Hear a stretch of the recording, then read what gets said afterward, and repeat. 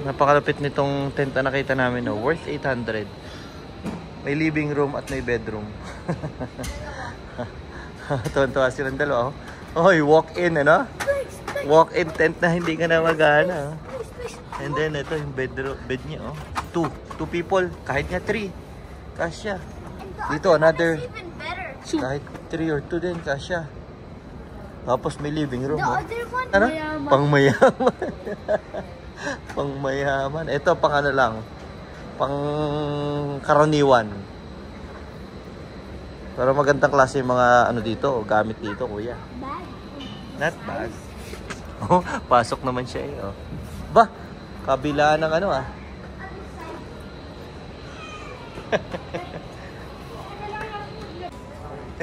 Ito yung hinahanap namin, pero hindi yung ganitong presyo. Diyos ko naman. 2 seconds daw, yari na. Mas mura pa sa ano eh. Ito, meron nga naman, 140. Pinakamahal na dito. 2 seconds. 180. Ito yung sinasabi namin, tent o ganyan siya. Ang laki naman ito. Kailangan lang namin yung... Kuya, ayun no, yung maliit. Ayun. Kaya natin kung magkano yan. Kuya, ito yung palitan tsaka paliguan.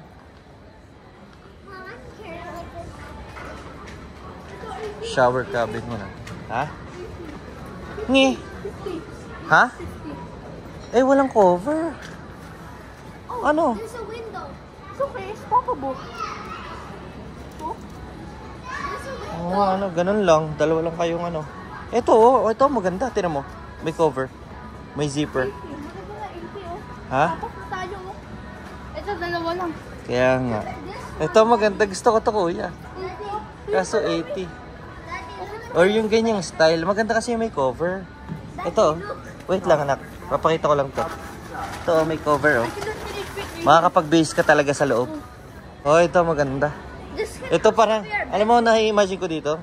Parang bunganga ng ano, balyena. Parang kalulunukin ng balyena.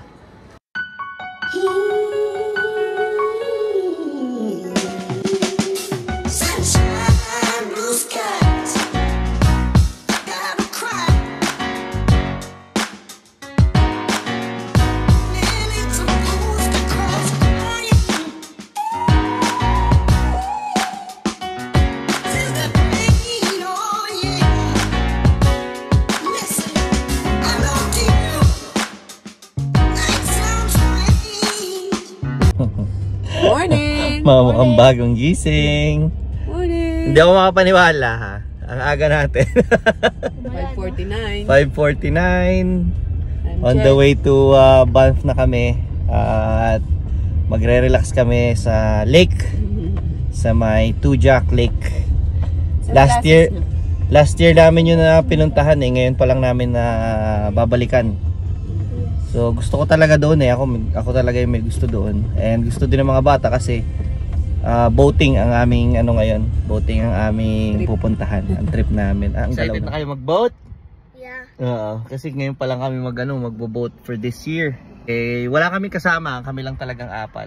Naka-jacket pa ako kasi paglabas ng bahay medyo chilly. Kahapon nagtingin kami ng pop-up tent. Ano ang mahal ng mga nasa Decathlon at saka sa ano lang kami nakakita sa Canadian Tire. Eh para mas maganda sa online na lang kami bibili, mag-order. Kasi maraming choices na mas mura doon. Hindi naman kailangan na sobrang ganda eh. Mga 2 person lang pwede na, hindi naman kami tutulog na sabay-sabay. Para may pahingahan ka lang kapag halimbawa nagpi-picnic, ganon. Pero ang gusto ko yung may zipper, ang gusto ko yung parang nasasarhan pa din para may lalagay mo yung mga gamit mo sa loob. Ayan ang ating get up, pero naka-short. Naka-short lang tayo guys. Ay na si mami, nabili na nga. Dumaan muna kami dito sa Tim Hortons para sigurado na din. Meron naman kami mga baong pagkain, inumin, tubig. Meron kaming kanin at saka meron kaming hot dogs at saka tinapay. Pero dumaan na rin kami dito para sigurado na talagang walang gutom, di ba? Mahirap na eh. Ayun naman yung araw. Hindi ko nga alam kung araw yun o buwan eh. That's ano ba yan? Bloody moon. No? So yan na rin yung nakita nyo kagabi. Oo, yan na yun. Ay, may zoom in me. It's not a blue moon. Sabi kasi nila, sabi nila pag ganyan daw, ibig sabihin solid dust or forest fire. Ganun? So, a forest fire, nagre-reflect, gano'n? Di ba dati? Ayan. Ayan, ang ganda. Grabe. Grabe, no?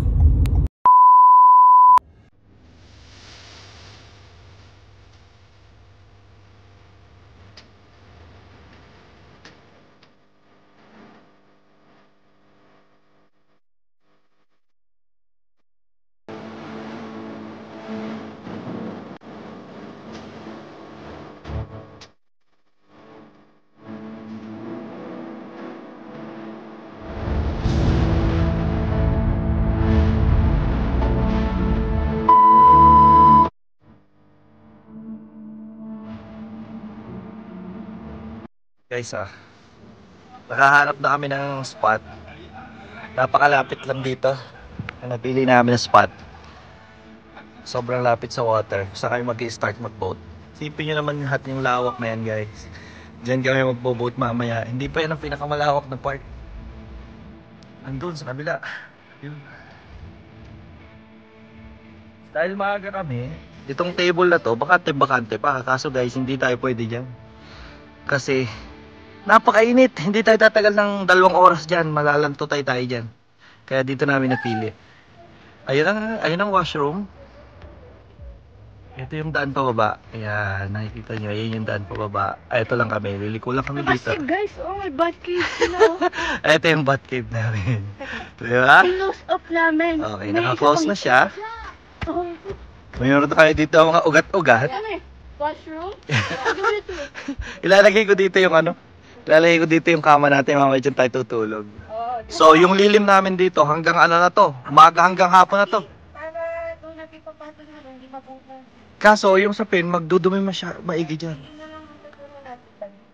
Sobrang dumi dyan. Yan sabi ko, kung banig na yung plastic ang ilalim, maganda sana. Sana manalo ka ulit ganito. Sarap yan, komportable. Kasi yung leg mo, yung ulo mo nakagana. Guys, may driveway pa para sa boat, At marami tayong sabitan ng Ito, ganda nakikita mamaya, dyan. Kung nasa yung lilom, lalagay natin inflate natin yung ating kama. Sasakay ka tayo dito. Diba, pagpagod na tayo mag-boat. Diba, ayan. Mapapagod ka ba mag-boat? Ayan, ayan lang guys, tubig. Hala, tour ko kayo sa Two Jack Lake. Ay, puntahan natin yung wagon para makuha na ibang gamit.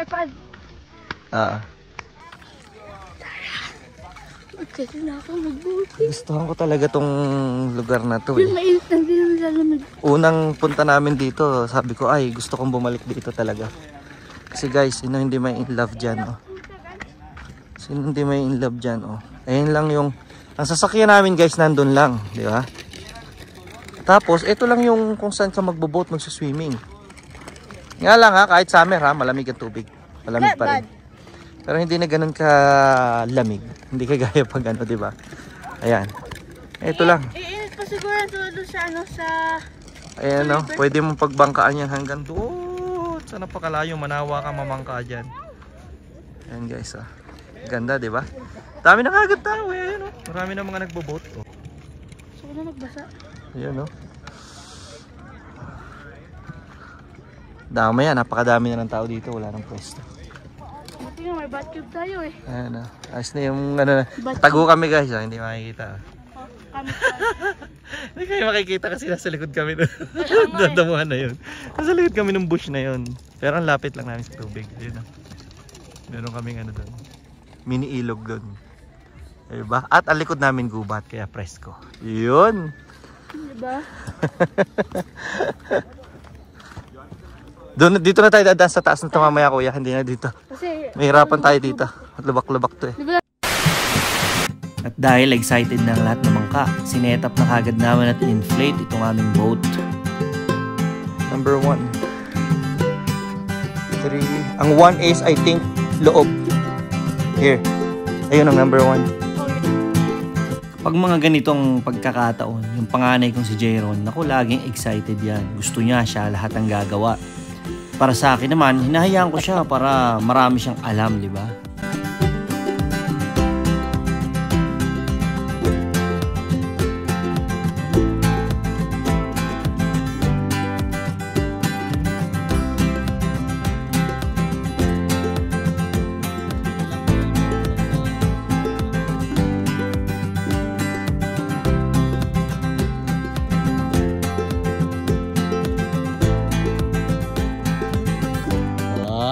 Ayos ah. Tingnan natin. Quality check. Nako, bagsak. Ako naman. Ako naman. Oh, siya naman, oh. Workout.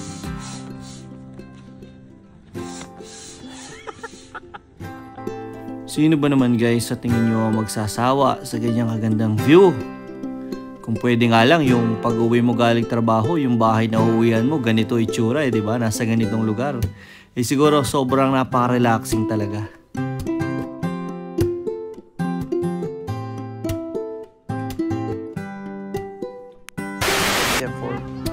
Oh, go.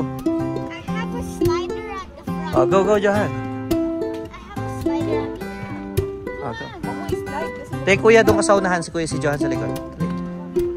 Doon ka sa likod. Suot mo yung daliri mo. At tigil sa kayo ni mami. Dali. Yan. Okay lang, hayaan mo na.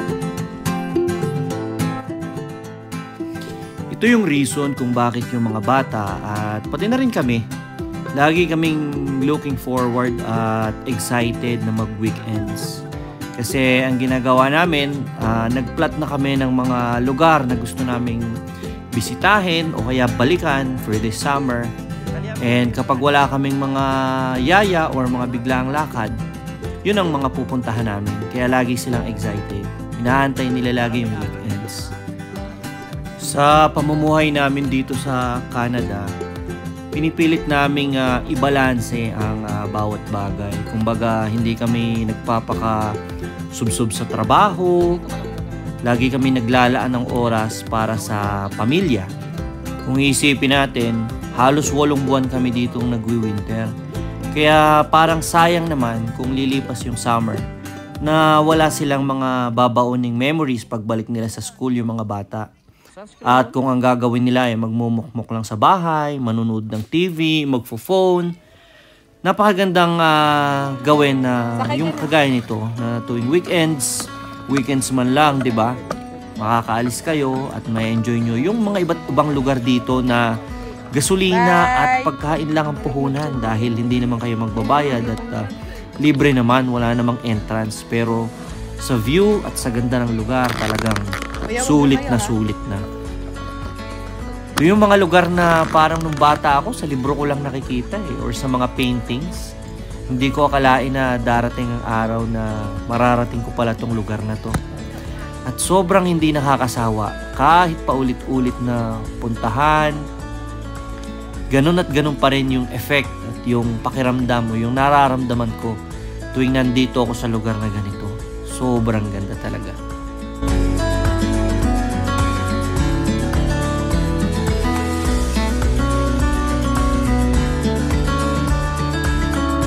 Naalala ko tuloy yung biruan namin ng mga kaibigan ko dito. Sa tuwing nagpipicture ka sa mga ganitong klaseng lugar at pinopost mo sa social media, tawag namin ang lakas makamayaman ng dating. At yun, nga naman, nakala ng ibang tao, di ba? Pag nakarating ka sa mga ganitong lugar, mayaman ka dito sa Canada. Hindi nila alam na libre lang, na sardinas at tuyo lang yung baon mo, at ang puhunan mo lang is gasolina, at nakakarating ka na sa mga ganitong lugar. Yun naman ang perks kapag nakatira ka dito sa Alberta. Compared sa ibang lugar na flat lang, dito marami talagang mga lakes, sobrang dami ng mga bundok. Kung gusto nyo biking, hiking, mapa winter or mapa summer, talagang napakadami ng napupuntahan at na-enjoy ng mga lugar dito.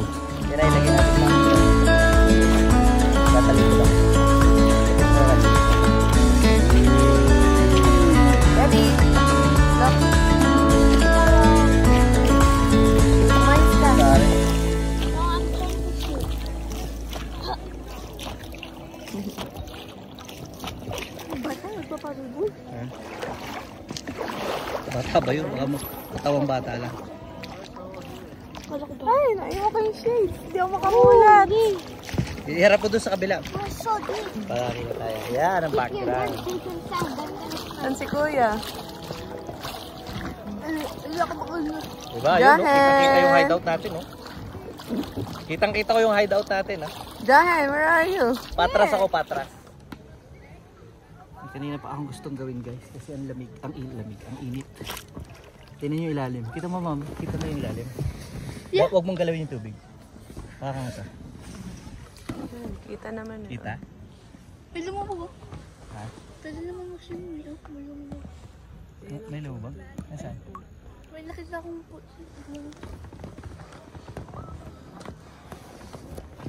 Try ko. Oh, hindi na masyado malamig. Go na. Stress ka ba? Bye, bye. Uy, daddy ha, ingat ka. Malalim pa rin yan.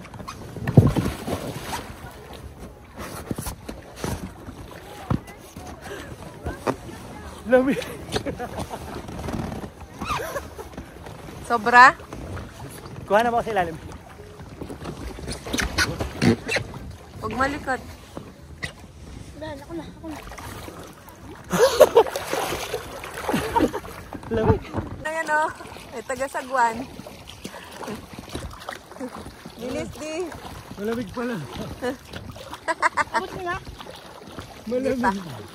Malamig na. Daddy, tinira. Dapat mangin. Tayo doon sa meron.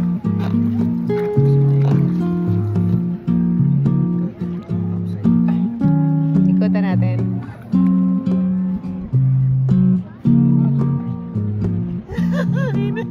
Gusto ng summer, pero takot mangitim. Papasahin ko muna ang kamay ko. Kajake.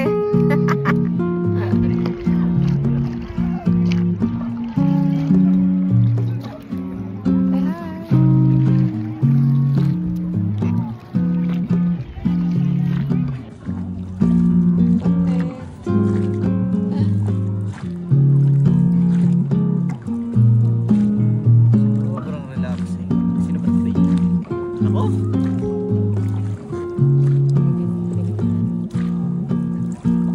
Punta tayo sa kabilang gilid. May ano dun, oh, shade. Dali naman siya ikutin. Talaga. Oo. Yung campsite, doon ka na rin mismo Kaya nga, doon ka na magpapaikot-ikot kung magkakamping ka dyan. Yun na rin. Ganda nga sana dyan. Kung tusawa ka dito sa lake, araw-araw.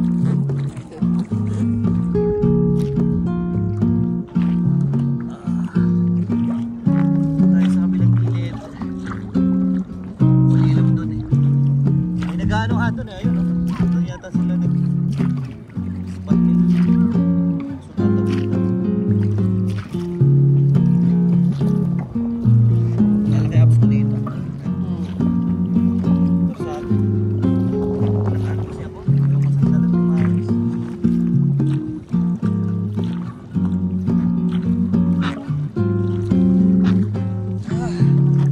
Gahanap ng pagod sa weekend. Kaya, malapit na tayo sa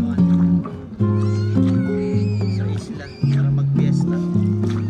Fiesta na. Oh, Fiesta na kahit tao. fiesta. Daming people. Oh. Wala mo din. May view. Kita. Ayun ang dalawa. Nakukuha sa video. Johan, aba nagtanggal ng live si Johan. Hello.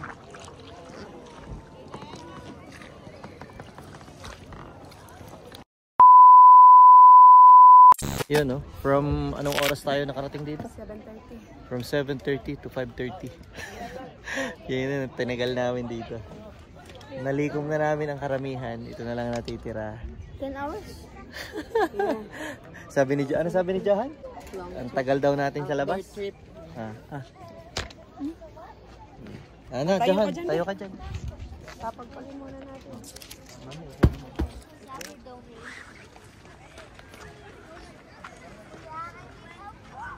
Wait lang.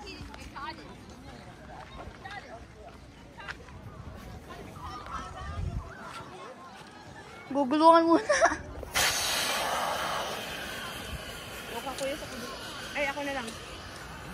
Tabi.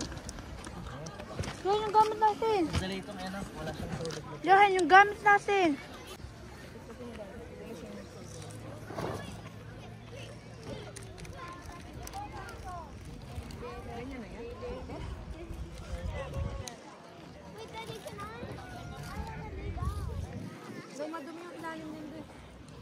Dudumi ka pa.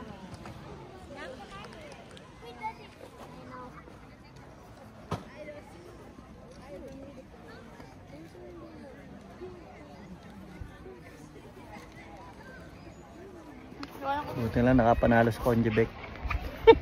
Correct. Sarap na sarap si mami doon sa upuan niya. Oh. Malapad kasi. Feeling boss. Yun eh. Feeling director. Malapad kasi siya. Nakakahiga. Yung leeg na ipatong. Hindi Hindi kagaya doon sa maliliit namin na chairs. Yan. Uwi na guys. Depende pagka ginanahan. Baka dumaan pa kaming Canmore. Silip lang. Tinamad, uwi na lang.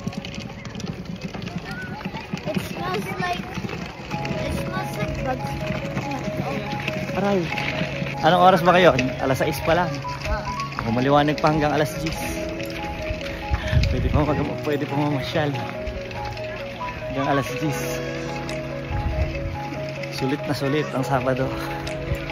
Kasi bukas, Sunday, pasok na naman. Overtime ako. Alas 7. Oop, nalaglag na.